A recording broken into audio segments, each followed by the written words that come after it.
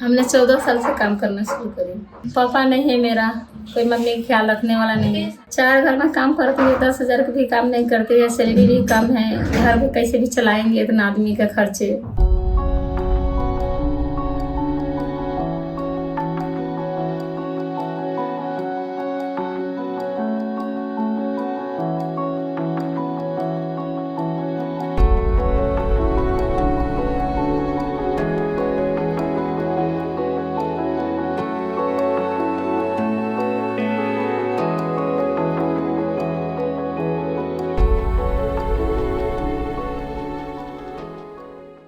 Today, the biggest group of care workers in India is actually domestic workers, the women who are working in our households.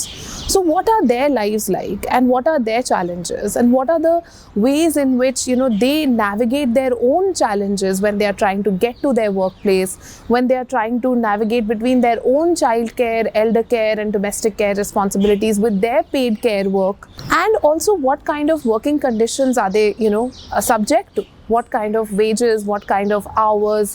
So these were things that we wanted to understand.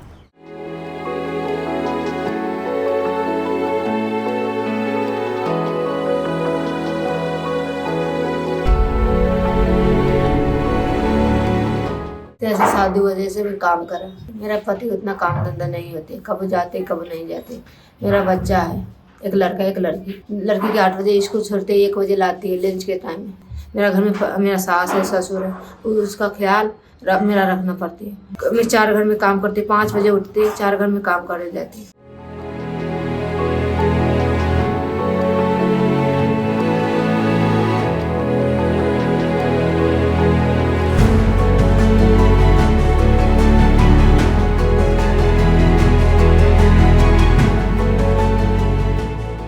Today, when we look at one of the biggest challenges for female labor force participation, it's actually the amount of time that women spend on unpaid care work and domestic work. The average wage of domestic workers in Delhi stands at about 7,500 rupees a month.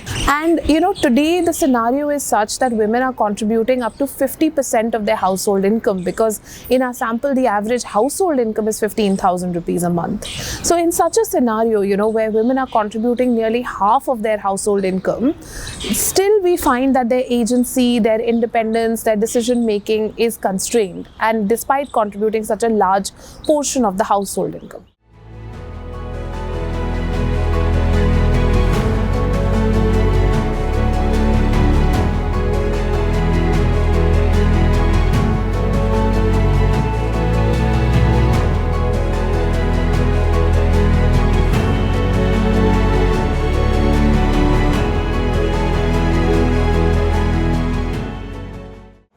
छुट्टी मिलती है 4, उसमें तो पैसे काट लेता है। 4 छुट्टी में करते हैं तो कोई ज़रूरत के लिए।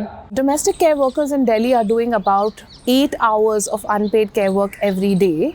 Nearly 2 hours of that goes into child care, and about 6.5 hours is on domestic work like cooking, cleaning, fetching water, etc. Now, this gives us a clear policy implication that if we could reduce some of this unpaid care work, if we could understand how to bring in more investments in, say, childcare centers, affordable childcare centers which are close to the homes of the domestic workers, it automatically frees up some of their time to participate in the economy.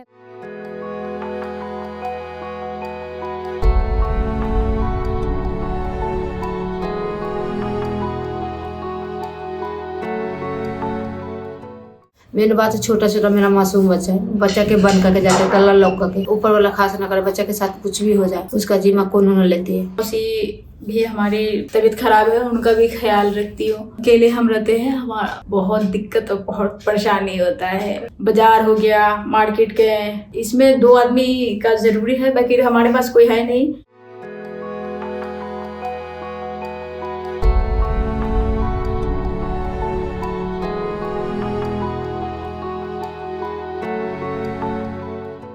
What we find is that women domestic workers, despite having access to free public transport and to free buses in Delhi are hardly able to avail of these because the buses are not stopping for them. They are being heckled and harassed by fellow passengers as well as by drivers and conductors.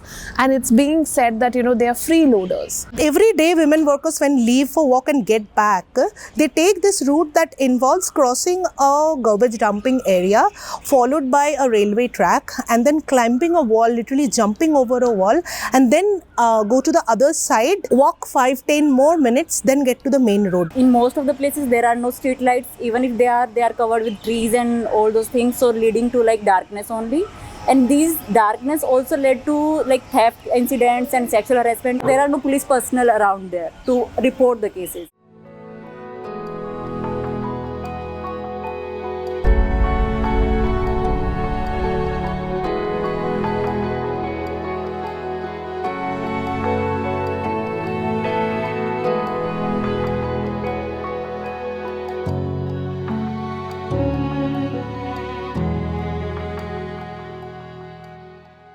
First of all, in the community toilets, they do not have individual toilet at home, so they have to go there, and they can't go because it's closed. There are many men's public toilet, but not for women. And even if there are, they are not in a condition to use. Either they are not clean or regularly maintained. Sometimes they do not have door locks. Sometimes they do not have the supply of water.